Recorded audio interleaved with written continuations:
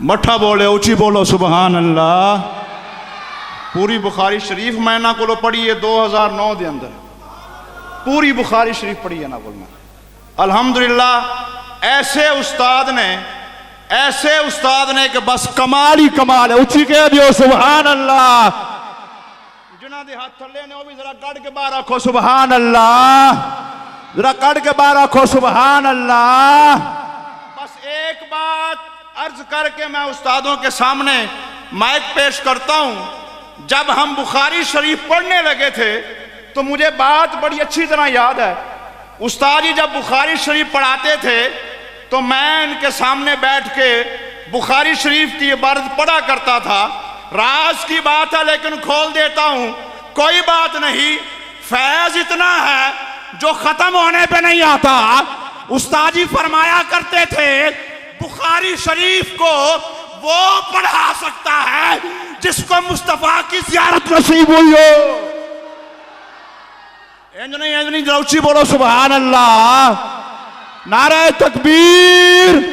ہاتھ بار کر کے نعرہ تکبیر. نعرہ رسالت. نعرہ رسالت. نعرہ رسالت. لبیک یا رسول اللہ. لبیک لبیک یا رسول اللہ. غلام ہے غلام ہے رسول کے غلام ہے غلام ہے غلام ہے رسول کے غلام ہے. غلامی رسول میں بات بھی قبول ہے. لبیک لبیک یا رسول اللہ. لبیک لبیک یا رسول اللہ. والصلاة والسلام على سید الانبیاء وعلى اصحابه المجتبى واصحابه الذين هم نجوم الهدى. اما بعد فاعوذ باللہ من الشیطان الرجیم. بسم اللہ الرحمن الرحیم. ما كان محمد ابا احد من رجالکم ولکن رسول اللہ وخاتم النبیین. صدق اللہ مولانا العلی العظیم وصدق رسول النبی الکریم ونحن علی ذلک من الشاہدین والشاکرین والحمد للہ رب العالمین.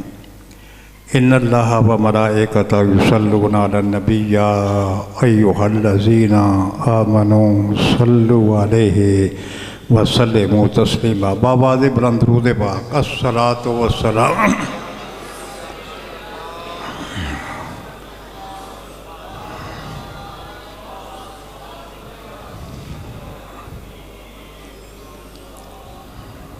فخر اہل سنت، مخدوم اہل سنت، محقق اہل سنت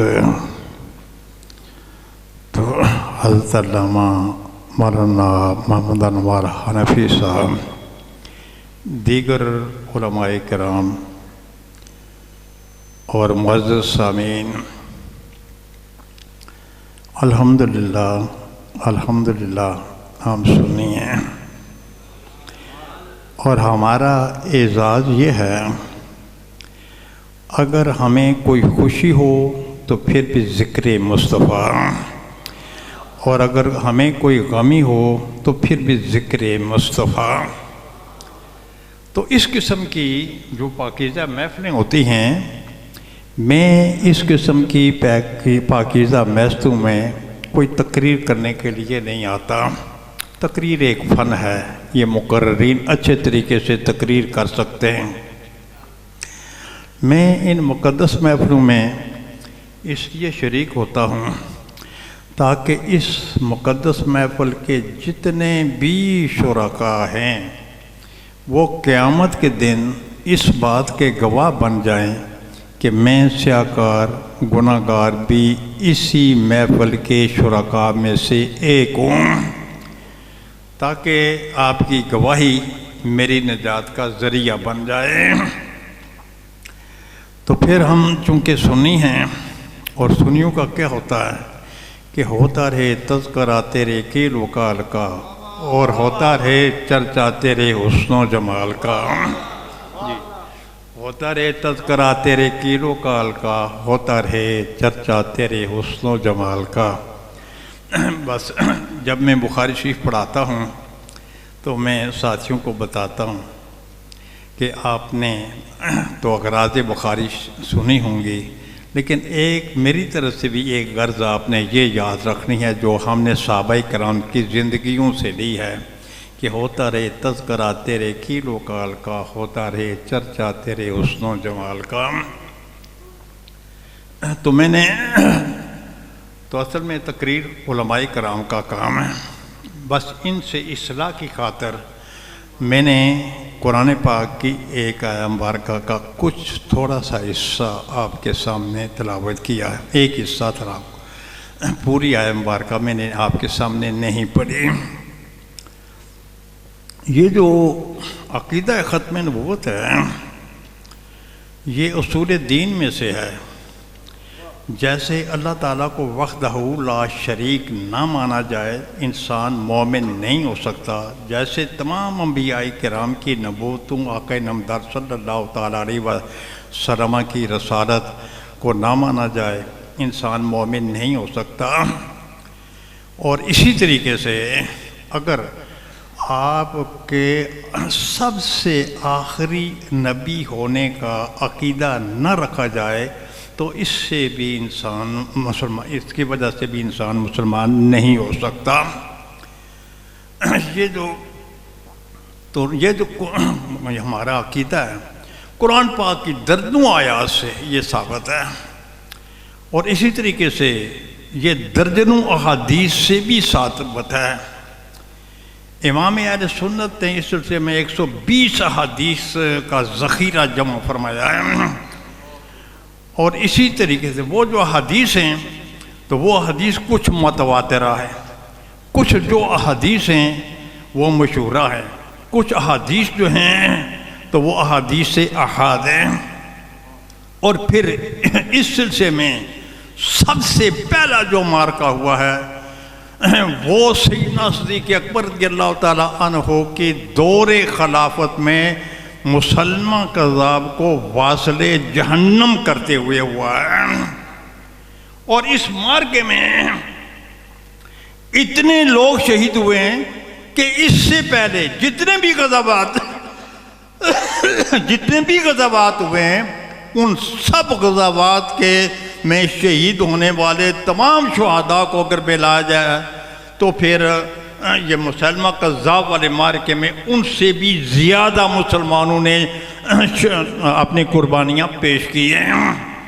تو اس لحاظ سے پھر یہ جو مسئلہ ہے یہ اجماعی مسئلہ بھی ہے، اور اس مسئلے کے لیے پہلے میں قرآن پاک کا جتنا میں نے پڑھا اس کا ترجمہ میں آپ کے سامنے پیش کر دوں، اور وہ یہ ہے کہ ما کان محمد ابا احد من رجالکم، کہ محمد صلی اللہ تعالیٰ علیہ وسلم تم میں سے بالغ مردوں کے میں سے کسی کے باپ نہیں ہیں، ولیکن رسول اللہ ہے، لیکن وہ اللہ کے رسول ہیں اور خاتم النبیین ہیں، اللہ کے رسول ہیں اور وہ خاتم النبیین ہیں۔ تو اس میں حبر امت حضرت عبداللہ ابن عباس رضی اللہ تعالیٰ عنہ یہ فرماتے ہیں کہ لما حکم اللہ نبی بعدہ لم یوتہ ولدا ذکرا رجلا، کہ جب اللہ تبارک و تعالیٰ نے یہ فیصلہ فرما دیا کہ آپ کے بعد کسی نبی نے معرض وجود میں آنا ہی نہیں ہے، اس لیے اللہ تبارک و تعالیٰ نے آپ کی اولاد میں سے کسی لخت جگر کو بالغ ہونے ہی نہیں دیا۔ کیوں؟ اس لیے کہ پہلے انبیاء کرام جو ہوتے تھے تو وہ مستقل نبی بھی ہوتے تھے صاحب شریعت، آگے ان کی اولادیں جو ہوتی تھیں تو وہ بھی نبی ہوتی تھیں، لیکن ان کی کوئی شریعت نہیں ہوتی تھی، ان کی شریعت پہلے نبی کے تابع ہوتی تھی۔ یہی وجہ ہے کہ حضرت سیدنا سلیمان علیہ السلام کی نبوت یہ سیدنا داؤد علیہ السلام کی نبوت کے تابع ہے، ایسے ہی سیدنا یوشع بن نون کی جو نبوت ہے سیدنا موسیٰ علیہ السلام کی شریعت کے تابع ہے اور اس کی بے شمار مثالیں مل سکتی ہیں۔ تو بہرحال قرآن پاک کی متعدد آیات سے یہ ثابت ہے کہ آپ آخری نبی ہیں اور آپ کے بعد کسی نبی نے پیدا نہیں ہونا، آپ کے بعد کسی نبی نے پیدا نہیں ہونا۔ تو اس میں آیا ہوا ہے وہ خاتم النبیین کہ آپ آخری نبی ہیں۔ یہ علماء کرام جلوہ افروز ہیں، یہ جانتے ہیں کہ یہ لفظ خاتم بھی ہے اور خاتم بھی ہے، اور بعض کے نزدیک یہ لفظ خاتم ہے اور جمہور کے نزدیک یہ خاتم ہے، لیکن دونوں اس بات پر متفق ہیں کہ اس کا معنی یہ ہے کہ جو سب سے آخری نبی ہو اور اس کے بعد کوئی نبی نیا نبی پیدا نہ ہو سکے، تو یہ اس کا معنی ہے خاتم النبیین کا۔ تو پھر خیر اب اس کے لیے قربانیاں دی جاتی رہیں، علماء کرام نے قربانیاں دیں ہمیشہ کے لیے، صحابہ کرام نے قربانیاں دیں، اور اس سلسلے میں ہمیشہ اہل سنت و جماعت نے اس مسئلے میں اپنا عظیم ترین کردار سر انجام دیا۔ اہل سنت کے علاوہ دوسرے کسی مسلک کا یہ اتنا عظیم کردار نہیں ہے۔ یہ جو مسئلہ ختم نبوت ہے، مسئلہ ختم نبوت کی تحریک ختم نبوت کے سلسلے میں اہل سنت و جماعت کے 3 آدمیوں کو سزائے موت ہوئی، اور چوتھا مودودی ہے، بس یہ کل 4 آدمی ہیں، ان میں سے 3 سنی ہیں اور 1 مودودی ہے۔ یہ جو آج کل ختم نبوت کی رٹ لگا رہے ہیں، ان میں سے کسی آدمی کو بھی سزائے موت نہیں ہوئی۔ ہمارے ایک مجاہد ملت مولانا عبدالستار خان صاحب نیازی ہیں، اور دوسرے علامہ ابو الحسنات صاحب کے لخت جگر مولانا خلیل احمد صاحب قادری ہیں، اور تیسرے اسی قصور شہر کے ایک محمد علی صاحب ہیں۔ یہ وہ 3 شخصیات ہیں کہ جن کو سزائے موت ہوئی، اور مودودی کو بھی سزائے موت ہوئی، لیکن مودودی کو جو سزائے موت ہوئی انہوں نے نہ جلسے کیے نہ جلوس کیے، اور انہوں نے کچھ بھی نہیں کیا۔ اس نے ایک پمفلٹ لکھا تھا، بس اس پمفلٹ کی وجہ سے اسے بھی گرفتار کر دیا گیا اور اسے بھی یہ سزائے موت سنا دی گئی۔ علماء کرام جلوہ افروز ہیں، یہ جانتے ہیں۔ پھر وہ جیل سے معافی مانگ کر باہر آیا۔ ہمارے مجاہد اہل سنت سے جب کسی صحافی نے یہ پوچھا آپ کی عمر کتنی ہے، آپ نے فرمایا میری عمر 7 دن اور 8 راتیں ہیں، 7 دن اور 8 راتیں ہیں۔ فرمایا اتنے آپ عمر رسیدہ معلوم ہوتے ہیں؟ آپ فرما رہے ہیں کہ میری عمر 7 دن اور 8 راتیں ہیں۔ فرمایا یہ 7 دن اور 8 راتیں وہ جو کہ میرے ناموس مصطفیٰ کے لیے میں نے وقف کر رکھی تھی، اور میرا جی چاہتا تھا اگر ناموس مصطفیٰ کی خاطر میری جان جاتی ہے تو جائے۔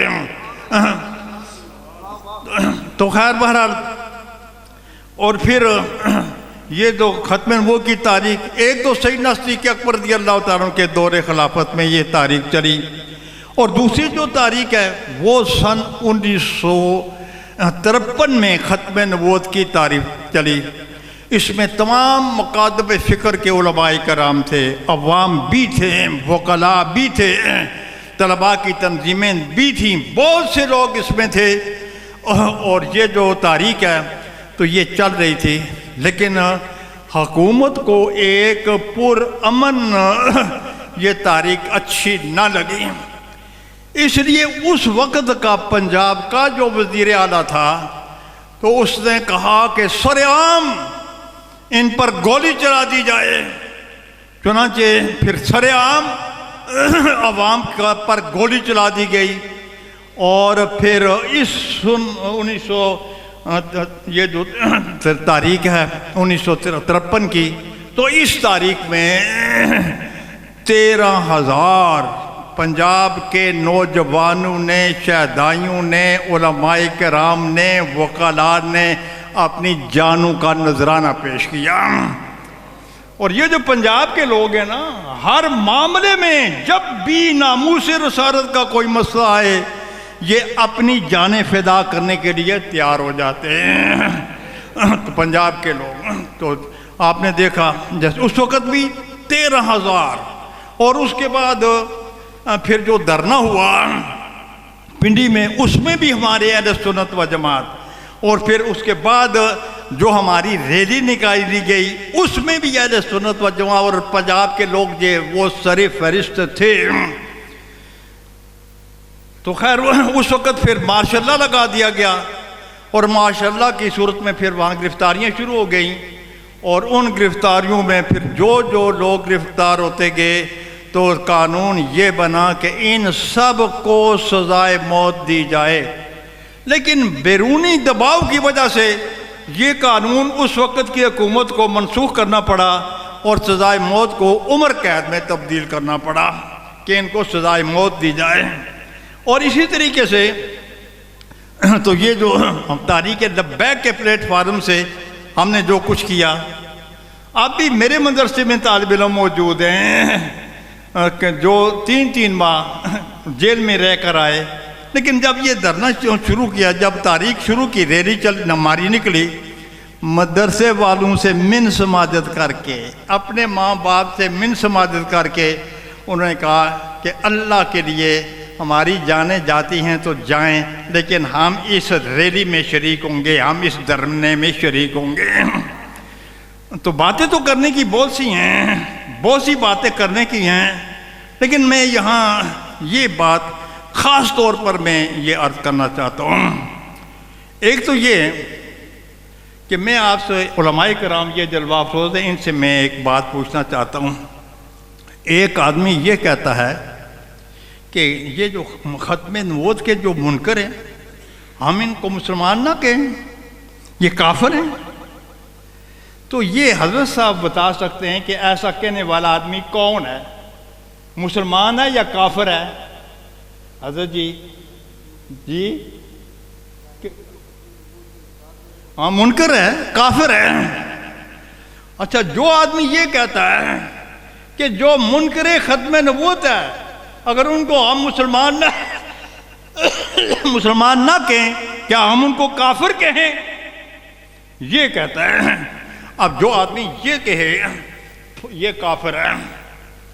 اور اس کے ساتھ ساتھ میں یہ ضرور کہوں گا، اور یہی نہیں کہ یہ اس کا نانا جو ہے وہ غلام احمد قادیانی کا 300 جو اس کے خلیفے تھے ان خلفاء میں سے ایک اس کا نانا بھی تھا۔ تو جب ایک آدمی ختم نبوت کا منکر ہے، اگر ہم اس سلسلے کو دیکھیں تو اس کے خاندان میں سے ہمیں قادیانی غلام احمد قادیانی کے خلفاء ملتے ہیں۔ اب ووٹ مانگے جا رہے ہیں، ووٹ مانگے جا رہے ہیں کہ جی ووٹ ہمیں دیں۔ اچھا، یہ ملک نظریاتی ملک ہے، اسلام کے نام پر اس کو حاصل کیا گیا ہے، تو کیا ان لوگوں کو ووٹ دینا چاہیے یا نہیں دینا چاہیے؟ اور جو لوگ ان کو ووٹ دیتے ہیں اور جو لوگ ان کی رعایت کرتے ہیں، ہم یہ سمجھتے ہیں اور علماء یہ کہتے ہیں کہ جو لوگ ان کی سپورٹ کرتے ہیں وہ خود قادیانی ہیں اور وہ قادیانیوں کے حامی ہیں۔ جو ادارے، جو لوگ ان کی سپورٹ کرتے ہیں وہ بھی خود قادیانی لوگ یہ کہتے ہیں۔ تو اس لیے پھر بھائی یہ جو جب لوگ یہ کہتے ہیں کہ بھائی یہ جو پارٹی کا سربراہ ہے یہ قادیانی ہے، اس کا نام جو نانا ہے وہ غلام احمد قادیانی کا خلیفہ تھا، اور پھر جب کچھ لوگ، کچھ ادارے اگر ان کی سپورٹ کرتے ہیں تو عوام یہ سمجھنے میں حق بجانب ہیں کہ ان میں بھی یقینی طور پر قادیانیوں کی آمیزش ہے، اور ہم یہ سمجھتے ہیں کہ وہ قادیانیوں کے حامی ہیں یا خود بخود وہ قادیانی ہیں۔ تو بہرحال، اور اس کے علاوہ جو بات پوچھنے کی ہے، یہ پاکستان کس لیے بنا تھا؟ یہ پاکستان کس لیے بنا تھا؟ پاکستان کا مطلب کیا؟ لا الہ الا اللہ۔ جو لوگ تحفظ ناموس رسالت کے لیے اپنے گھروں میں بیٹھے ہوئے ہیں، یتیم خانے چوک میں ہیں، تو ان کو نشانہ باندھ باندھ کر ان کو شہید کیا جائے، اور جس کو شہید کیا جاتا ہے کو دوسرا لبیک یا رسول اللہ کہتے ہوئے میدان میں آ جاتا۔ میڈیا میں یہ باتیں موجود ہیں، اچھا جی اس کو بھی گولی مار دی جائے، پھر اس کے بعد ایک اور آ جاتا میرے آقا کا شہدائی، وہ بھی یہی کہتے ہوئے آ جاتا لبیک یا رسول اللہ، اس کو بھی گولی مار دی جاتی، اور 25 آدمیوں کو وہ شہید کر دیا گیا وہاں، اور اس کے علاوہ بہت سے جو لوگ ہیں ان لوگوں کو بھی شہید کر دیا گیا۔ اب شریعت کیا کہتی ہے؟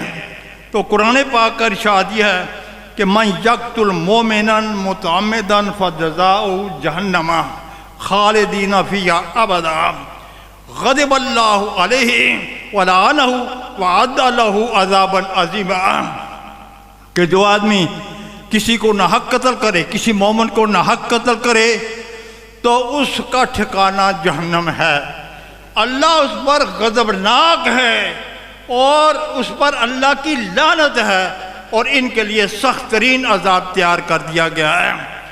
تو اس قسم کے لوگ کہ جنہوں نے لوگوں کو ناموس رسالت کے شہدائیوں کو شہید کیا، اللہ تعالیٰ کا تو ان کے بارے میں یہ حکم ہے، لہذا اس قسم کے لوگوں کو ووٹ دینا اسلام کے نقطہ نگاہ کے مطابق ناجائز ہے، حرام ہے، حرام ہے، حرام ہے، ناجائز ہے، حرام ہے، حرام ہے۔ تو جو لوگ ان کے ووٹر سپورٹر ہیں، جس طریقے سے یہ جہنمی ہیں، اسی طریقے سے ان کے جو ووٹر سپورٹر ہوں گے وہ بھی جہنمی ہوں گے۔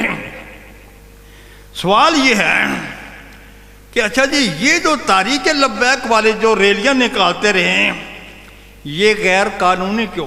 سوال یہ ہے کہ تحریک لبیک والے جو ریلیاں نکالتے رہے ہیں یہ غیر قانونی کیوں؟ اور جن لوگوں نے بھارت کا پائلٹ چھوڑا مودی کو خوش کرنے کے لیے، اور جن لوگوں کی حکومت میں اسرائیل کا طیارہ آ کر خیبر پختون کے ہوائی اڈے پر بیٹھا، یہ لوگ کون ہیں؟ اور جنہوں نے آسیہ مولونہ کو پروٹوکول دے کر باہر بھیجا، یہ کون ہیں؟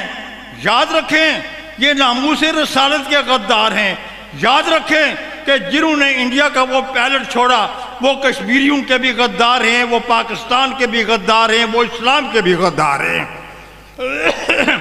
اور اسی طریقے سے جنہوں نے وہ اسرائیل کے طیارے کو پروٹوکول دیا وہ بھی اسلام کے غدار ہیں۔ وہ تو جو لوگ ملک کے غدار ہوں، اسلام کے غدار ہوں، تو ان کو ووٹ دینا اور ان کو اتنی ڈھیل دینا۔ تو میرا سوال مختصر سا یہ ہے کہ یہ ریلیاں ناموس رسالت کی خاطر یہ غیر قانونی کیوں؟ اور انڈیا کے پائلٹ کو چھوڑنے والے کے جلسے، ان کی ریلیاں، ان کے جلوس یہ قانونی کیوں؟ اور اسی طریقے سے یہ آسیہ مولونہ کو پروٹوکول دے کر باہر بھیجنا جو گستاخ رسول تھی، تو ان کے حامیوں کو تو کھلے عام جلسے کی اجازت دینا۔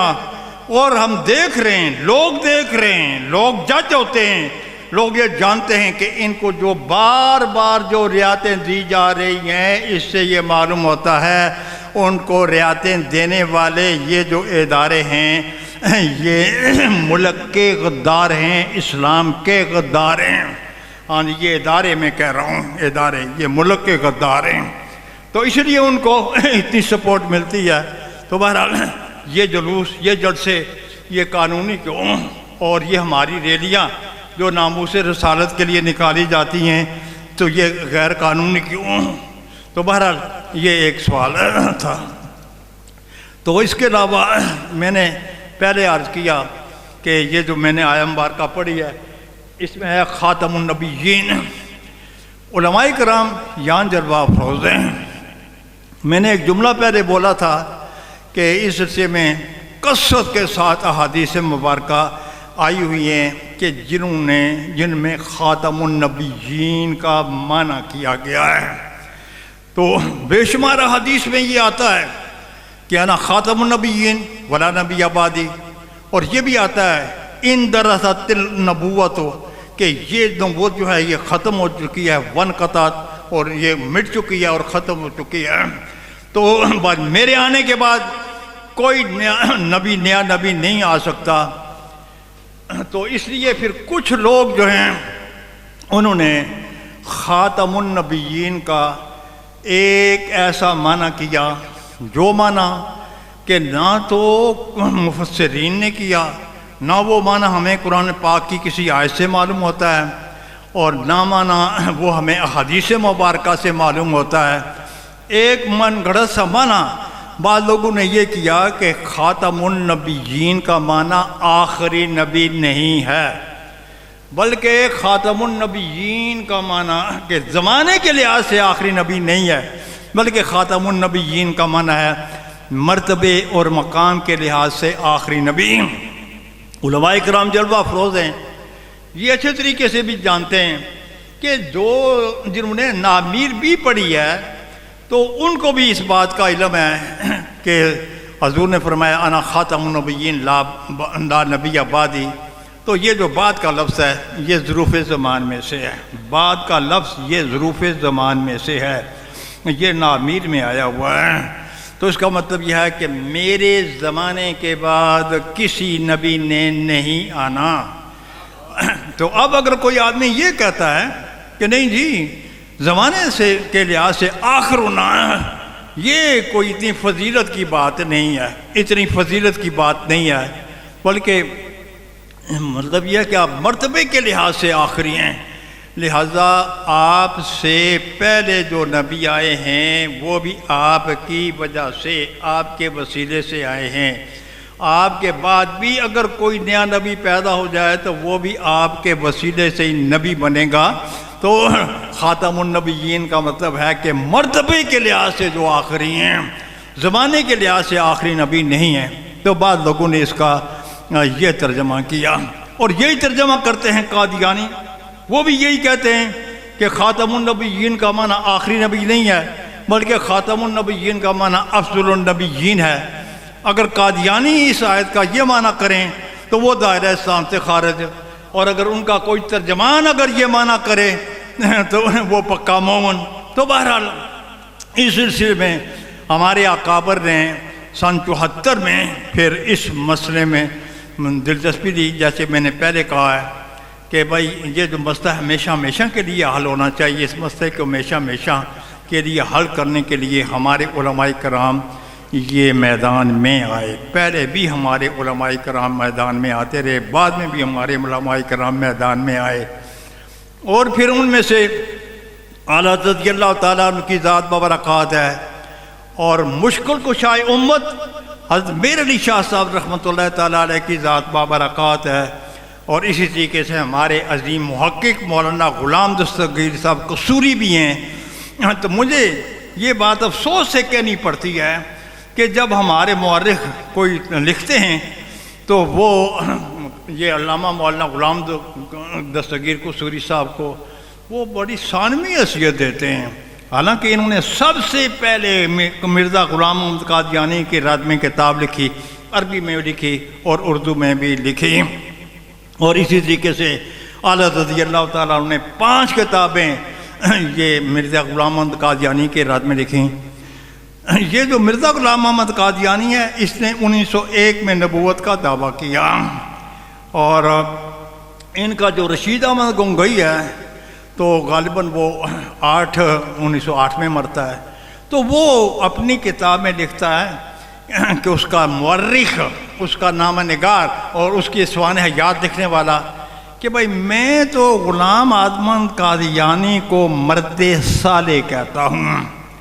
اور پھر اشرف علی تھانوی یہ 1943 میں یہ مرا ہے اشرف علی تھانوی، اور 1943 تک اشرف علی تھانوی کا کوئی ایک فتویٰ بھی اس پر موجود نہیں ہے کہ اس نے یہ کہا کہ یہ مرزا غلام احمد قادیانی جو ہے یہ کافر ہے اور دائرہ اسلام سے خارج ہے. وہ جی میرے پاس اس کی تحقیق نہیں آئی، پتہ نہیں کافر ہوگا یا نہیں. اور دوسری طرف مشکل کشائے امت یہ میدان میں آئے، بڑے بڑے شیوخ حدیث اور بڑے بڑے جو جبو کبوں والے تھے، دیوبندی بھی تھے، شیعہ بھی تھے، منطقی تھے، فلسفی تھے، غیر مقلد وہابی بھی تھے. یہ اہل حدیث نہیں ہے. یہ بات اچھے طریقے سے یاد رکھنا ہے کہ اہل حدیث یہ ایک منصب ہے، یہ ایک منصب ہے. جیسے علامہ یہ ایک منصب ہے، ملا یہ ایک منصب ہے، ایک ڈگری ہے جس کو بدنام کیا جا رہا ہے. یہ کوئی فرقہ وغیرہ نہیں ہے. یہ جو کچھ میں بیان کر رہا ہوں یہ کتابوں میں ہے، ترمذی شریف میں ہے، اور اسی طریقے سے شرح نخبۃ الفکر میں یہ بات موجود ہے کہ بھائی اہل حدیث کس کو کہتے ہیں؟ جو فن حدیث میں یکتا روزگار ہو اس کو کہتے ہیں اہل حدیث. ہاں ہم یہ کہہ سکتے ہیں کہ بھائی یہ محدثین کے اہل حدیث تو نہیں ہیں، البتہ یہ ہے کہ یہ انگریزوں کے اہل حدیث ہیں، کیونکہ ان کو لوگ پاکستان میں کہتے تھے وہابی. تو انہوں نے انگریزوں کو درخواست دی کہ اس نام سے لوگوں کو بڑی نفرت ہے، لہذا انہوں نے درخواست دی کہ ہمارے نام پر اہل حدیث الاٹ کر دیا جائے. تو ان کے نام پر اہل حدیث الاٹ کر دیا گیا. جب بھی ان سے بات ہو تو آپ یہ کہہ سکتے ہیں ہاں جی آپ کون سے اہل حدیث ہیں؟ محدثین کے اہل حدیث ہیں یا یہ ہے کہ آپ انگریزوں کے اہل حدیث ہیں؟ تو بہرحال یہ انگریزوں کے اہل حدیث، یہ موجودہ وہابی کبھی بھول کر بھی ان کو اہل حدیث نہیں کہنا. یہ غیر مقلد ہیں، ابن تیمیہ کے یہ ماننے والے ہیں. تو بہرحال سب قسم کے لوگ موجود تھے، لیکن جب مرزا غلام احمد قادیانی کے ساتھ بات چیت کرنے کا وقت آیا تو سب نے ہینڈز اپ کر دیا. ہم جی اس کے ساتھ مناظرہ نہیں کر سکتے. کون کرے گا؟ مشکل کشائے امت کرے گا. حضرت پیر میر علی شاہ صاحب رحمۃ اللہ تعالیٰ علیہ کی ذات مبارکات، وہ ان کے ساتھ مناظرہ کرے. اور پھر اس بے دین نے ایک دفعہ یہ کہا اچھا جی عربی میں ایک تفسیر لکھنی ہے، لیکن شرط یہ ہے کہ بھائی عربی کی کوئی تفسیر پہ موجود نہ ہو. تو ہمارے مشکل کشائے امت نے کہا کہ بھائی کیا پتہ کوئی اللہ کا بندہ قلم کو یہ کہہ دے کہ تفسیر لکھ، اور وہ قلم تفسیر لکھنا شروع کر دیں. اور اسی طریقے سے مرزا پھر مناظرے پر بھی نہ آیا، نیچے اترتا آیا. اس نے کہا اچھا بھئی ایسے ہے کہ 2 آدمی لے لیں، پیر میر علی شاہ صاحب 2 آدمی میں لے لیتا ہوں، ایک اندھا اور ایک لنگڑا میں لے لیتا ہوں، ایک اندھا اور ایک لنگڑا جو ہے وہ پیر میر علی شاہ صاحب لے لیں. تو دونوں دعا کرتے ہیں، جس کی دعا کی وجہ سے یہ دونوں ٹھیک ہو گئے تو ٹھیک ہے وہ حق پر ہے، اور جس کی دعا سے یہ ٹھیک نہ ہوئے تو ہم کہیں گے کہ وہ حق پر نہیں ہے. تو پھر مشکل کشائے امت نے کیا کہا؟ مشکل کشائے امت نے یہ کہا کہ اے مرزا غلام احمد قادیانی تم لنگڑے اور اندھے کی بات کرتے ہو، اگر مردہ اٹھا کر میرے سامنے لاؤ اور میں اس کو کہہ دوں اللہ کے نام پر زندہ ہو جا تو وہ زندہ ہو جائے گا. تو خیر یہ ہمارے اکابر ہیں. تو اچھا میں کوئی زیادہ تفصیل نہیں کر سکا، میرے پاس بہت سارا اس سلسلے میں مواد ہے. مجھے بڑا محدود سا وقت دیا گیا تھا، اس محدود وقت میں نے اپنی طرف سے کچھ محدود معروضات آپ کے سامنے پیش کرنے کی کوشش کی ہے. تو اللہ تبارک و تعالیٰ اس سے شرف قبولیت سے نوازے، اور اللہ تعالیٰ میرے ان الفاظ کو قیامت کے دن میرے لیے ذریعہ نجات بنائے. وما علیہ الا البلاغ. یا رسول اللہ لبیک لبیک لبیک یا رسول اللہ لبیک لبیک لبیک یا رسول اللہ لبیک لبیک لبیک یا رسول اللہ لبیک لبیک لبیک یا رسول اللہ لبیک لبیک لبیک یا رسول اللہ لبیک لبیک لبیک یا رسول اللہ لبیک لبیک لبیک. ہمیں ہے جان سے پیارا نشان ختم